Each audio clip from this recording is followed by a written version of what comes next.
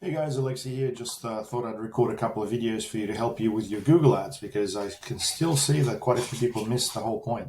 Now, everyone knows how to research keywords and find the keywords to use for their Google ads. However, not many people understand the entire keyword intent side of things. So there's actually a great article on SEM Rush that talks about this, but overall, not all keywords are equal.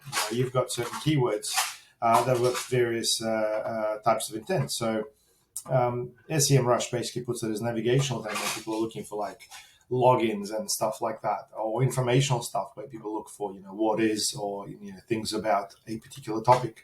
Commercial intent where people look for best type keywords where they're sort of closer to making a decision, and then transactional intent where people want to buy something or looking for someone nearby or so on. So I think understanding commercial and transactional actually works quite well. And if you're in a small budget, most of the time you are, it's worthwhile just focusing on these keywords if you really want to get the most out of your campaigns. Now, we'll be talking about mainly the lead gen campaigns, but I think first of all, we really want to make sure that we focus on these keywords with high intent, commercial or transactional.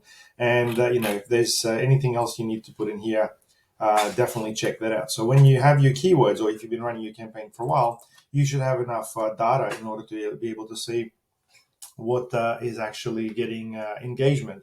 And the next thing from there is obviously your negative keywords. All common sense, I'm sure you're doing great there. Now, where everyone gets stuck is having a fairly average click-through rate. Now, I'd be aiming for click-through rate well above 5%. 5%, 3 to 5 is probably the average. So if you are wanting to tweak your ads, I'd basically be going a little bit higher than that. So if we're looking, for example, mechanic near me, or let's say best mechanic Brisbane or something like that, we obviously want to find these ads showing. Obviously, I've been doing a few searches, so Google tucks away some of my stuff. Besides, it's Saturday this morning, so not a lot of things come up. We've got this particular ad popping up here through Google Business Extension, which is obviously a good thing as well. However, there's obviously not a lot of control here as well. So let's try a different keyword.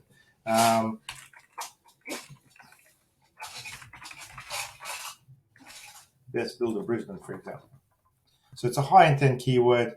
And here, as you can see, obviously 4 ads pop up, which well and truly dominate the above the fold. So now the objective that we're trying to achieve here is a high click-through rate. Now, the things that really stand out here are obviously the ones with images. Images is a relatively new extension, and in my opinion, if you're not using it, you're really wasting the dollars. It's a very easy ad. You may need to verify your account, but that's an easy one.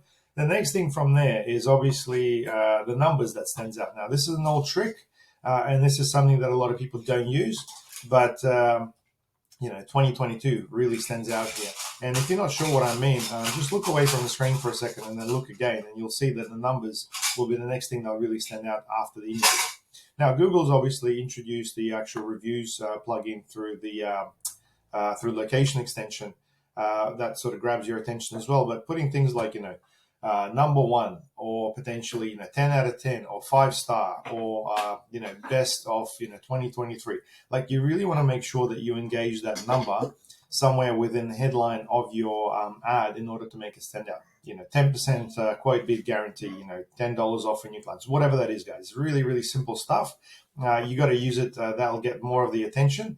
And now the next common sense thing is, I see this a lot, the actual description lines. Now, obviously, titles or headlines, rather, are fairly short.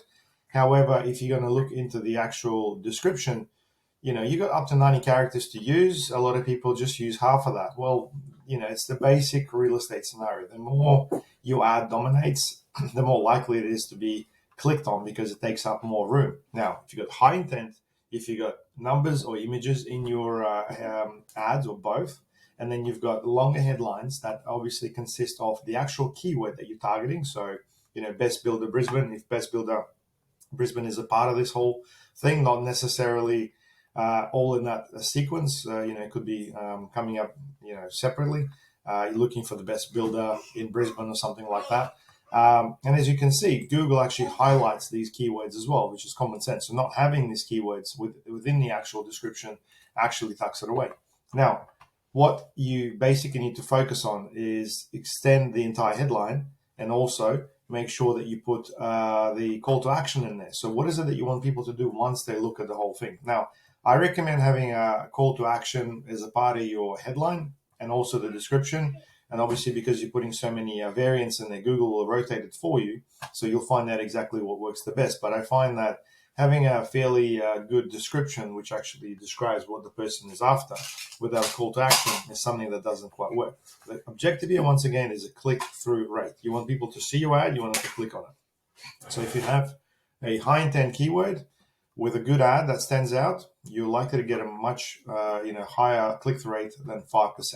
So guys, this is the first part. I just wanted to give you a few tips. I know some of this is common sense, but I still see way too many mediocre campaigns and too many ads popping up. And Google's getting more expensive. We really need to make sure that we make the most out of it. So if you have a good keyword identified and a good ad, well, you're halfway there in terms of getting a high quality score, which then determines the cost per click that you're actually paying based on the ad rank algorithm. So the difference between a 5 and a 7 could be up to 20%. That's quite substantial in this day and age. So have a look at it, guys. And if you basically need any more feedback or have any questions, feel free to reach out. I'm going to record a couple more videos and I'm going to put together a course on this as well. If you're interested, comment below or reach out to me directly.